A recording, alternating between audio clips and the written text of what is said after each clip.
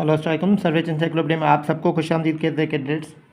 आज हम मैथमेटिक्स से रिलेटेड एक और एमसीक्यू सॉल्व करते हैं। इस से रिलेटेड मैंने आपको पहले भी क्वेश्चन सॉल्व कराए थे और आप अगर हमारे ग्रुप में ऐड होना चाहते हैं तो हमारे व्हाट्सएप का नंबर नज़र आ रहा होगा, उस पर आप रब्ता करके ग्रुप की फ़ीस पे करके आप ग्रुप में ऐड हो सकते हैं। देखिए students, find the value of x. X की हमें जो वैल्यू है वो मालूम करनी है। ये हमें इक्वेशन एक दी गई है, इसमें हमें एक्स की जो है वैल्यू मालूम करनी है।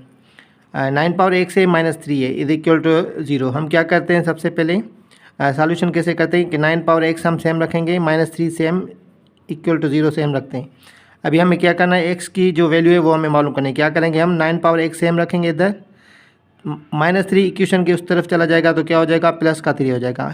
साइन जो होगी वो चेंज हो जाएगी, प्लस से माइनस से प्लस हो जाएगी।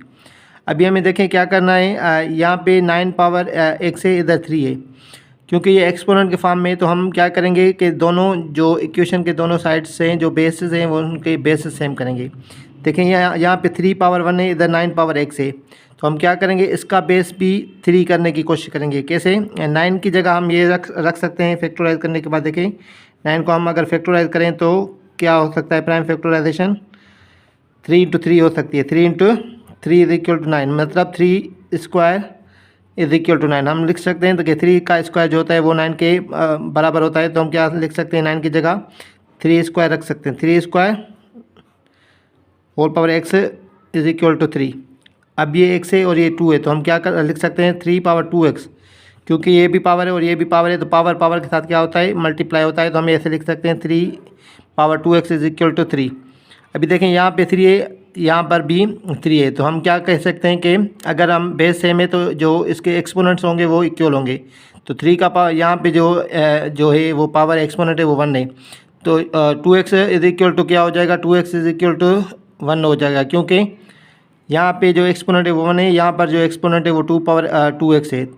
हमें x की वैल्यू मालूम करनी है, तो हम क्या हो जाएगा, x की वैल्यू कैसे मालूम होगी, यहाँ पर जो 2 है वो मल्टीप्लाई में है, तो इस साइड चला जाएगा तो क्या हो जाएगा, डिवाइड हो जाएगा। 1/2 एक्स की वैल्यू हमें मिली है, जो कि करेक्ट आंसर है। तो करेक्ट आंसर इसका क्या होगा, 1/2 सी जो है वो करेक्ट आंसर है।